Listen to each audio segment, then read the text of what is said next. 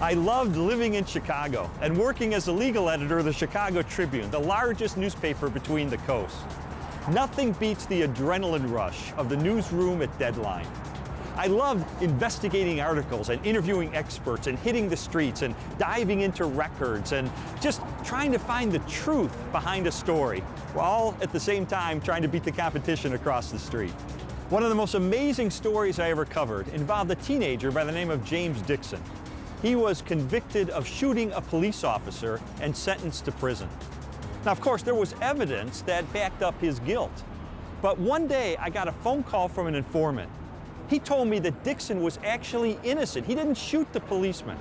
What had happened is, the policeman was carrying in his pocket an illegal pen gun. That's a gun that looks like a fountain pen, but fires a .22 caliber bullet. He had gotten into a tussle with Dixon. The pen gun had gone off and wounded him. He didn't want to get caught with this illegal gun, so he blamed Dixon for shooting him. Well, when I investigated this evidence based on this new theory, all of the evidence snugly fit together. I did a major expose of the Dixon case on the front page of the Sunday Tribune. A grand jury got the same tip I did. They reopened the case. Dixon was found innocent. The police officer was indicted and later convicted of framing him. It was an absolutely amazing example of how a new examination of the evidence yielded a far different result than the original one. Well, I'd like to invite you to go on a 6-week investigation of our own. This one into the issue of whether Jesus of Nazareth really is the resurrected Son of God. Now, you may have opinions about where you think the evidence is pointing. But what happens if you were to freshly re-examine the evidence with an open mind? I remember when I first did that myself as an atheist, I was absolutely blown away by what I found. It is not an exaggeration to say that my life was changed 180 degrees. So as we begin this investigation, let me ask you, where are you at on your own spiritual journey? As you can see by these interviews we did with some folks in the street, people have all sorts of opinions about where the spiritual evidence points.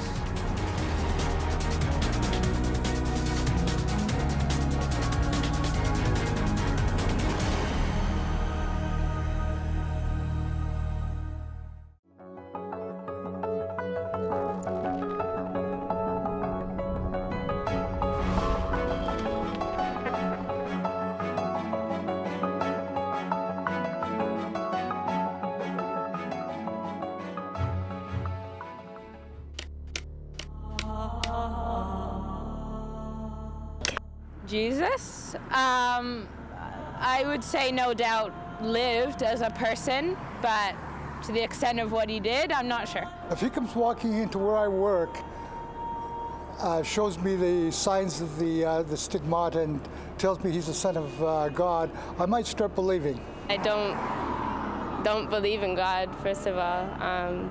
Maybe because I grew up in like an age of science. I have a lot of different thoughts and theories on Jesus, but I don't think coming back from the dead is really possible. I believe Jesus was a real person. I believe he did live. I guess there are some exaggerations in the Bible, I'd have to say. I don't believe we'll ever know if Jesus was really what everyone thinks he is. I think it's a lot of folklore. I think it's a lot of historical misrepresentations. I think it's a lot of wishful thinking.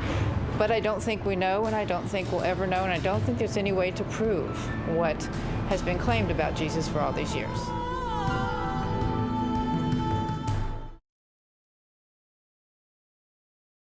I just thought the idea of an all-powerful, all-loving creator of the universe was just an absurd idea on the surface of it. It wasn't even worth my time to check out. As far as Jesus was concerned, I thought that if he existed, and I wasn't sure whether or not he ever did, he was probably a nice guy, he was probably an excellent teacher, but he certainly wasn't the Messiah, and he certainly wasn't the Son of God.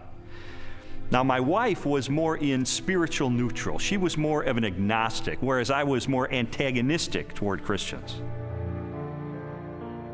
I just didn't know where all the pieces fit together. I didn't know who Jesus was or how he fit into the picture. Lee was antagonistic towards God. I was simply confused. There really was no room for God in my relationship with Leslie when we were dating and when we got married, but you know what? We were happy. We didn't have any problem with that. When I first started going to church, Lee responded very negatively. He basically told me that this is not what he had signed up for, that when we had gotten married, he had life planned in a way that did not involve church. My biggest fear with Leslie was that she was going to turn into some religious prude or something, and I thought nothing good can possibly come out of this.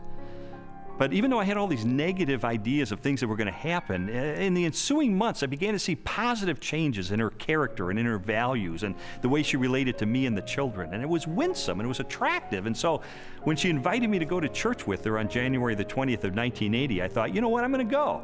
Get her out of this cult, that she's gotten involved in.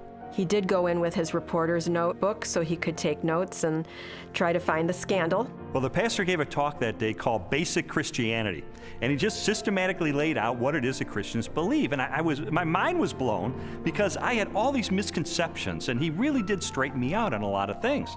And I remember walking out that day saying two things.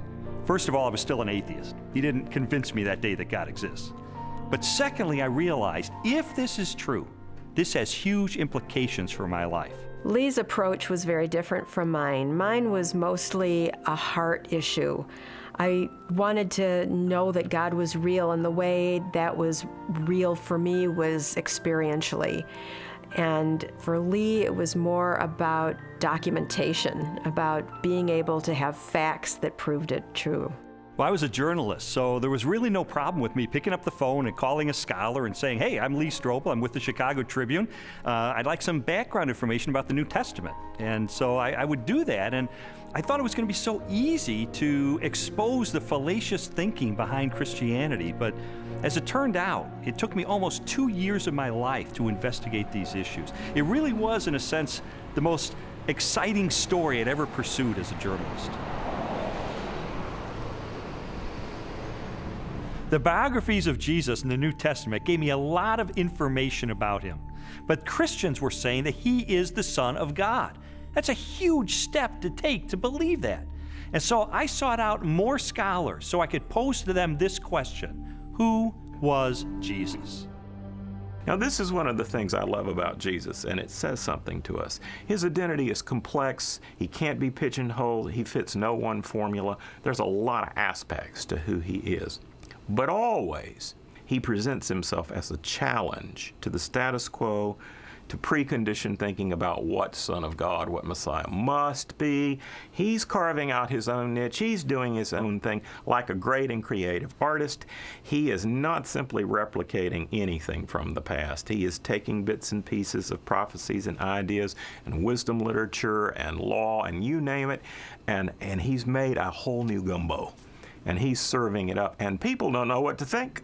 He goes in a synagogue and says some of this stuff, and they go, wow, a new teaching, and with authority. Shazam!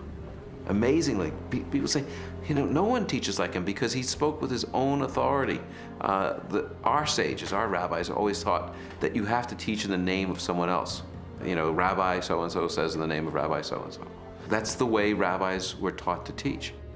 Yeshua came and said, you've heard it said, but not what my rabbi taught me, but I say unto you. And he would clarify, even overrule in some ways, the Old Testament law.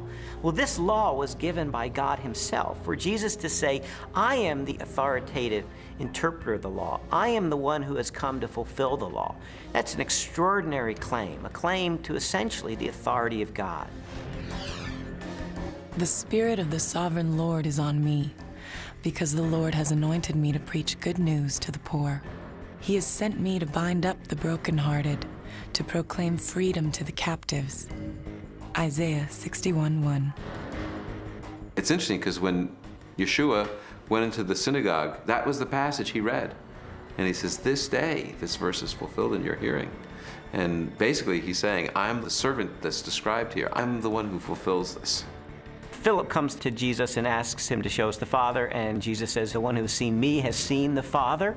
Jesus clearly presents himself as the self-revelation of God. Those who meet Jesus are, in fact, meeting God. When Jesus is brought before Caiaphas, the high priest, and some of the Sanhedrin members that have gathered the evening that Jesus is arrested, They're trying to find incriminating evidence, they're trying to find incriminating testimony, and they're not doing real well. And finally, the high priest asked Jesus directly, "Tell us plainly, are you the Messiah, the Son of God?" And Jesus says, "I am. And you will see the Son of Man seated at the right hand, coming with the clouds of heaven." And there Jesus has combined phrases from Daniel 7 and Psalm 110. Jesus sees himself as this heavenly figure. More than 80 times in the New Testament Gospels, Jesus is identified as the Son of Man. While the human connotations of the phrase are obvious, a broader interpretation is found in an Old Testament scripture written by the Jewish prophet Daniel. In my vision at night I looked, and there before me was one like a son of man, coming with the clouds of heaven. He approached the Ancient of Days and was led into his presence. Daniel 7:13. Many Christians and non-Christians alike hear the phrase Son of Man, they think Son of God refers to his deity and Son of Man refers to his humanity. That's in part true, but in fact Son of Man has a much greater significance than that as well. The title Son of Man, Jesus draws that title from Daniel chapter 7, where a glorious messianic figure comes before the Ancient of Days, a reference to God, and he is given all glory and power and majesty. That portrait of this glorious Messiah is the one that Jesus identifies himself with. He is the Son of Man. So Son of Man doesn't just mean a human being. His dominion is an everlasting dominion that will not pass away, and his kingdom is one that will never be destroyed. Daniel 7:14. Actually, the phrase Son of Man refers to his humanness and his more than humanness. Because no human being can rule forever unless he's a forever person in some kind of way.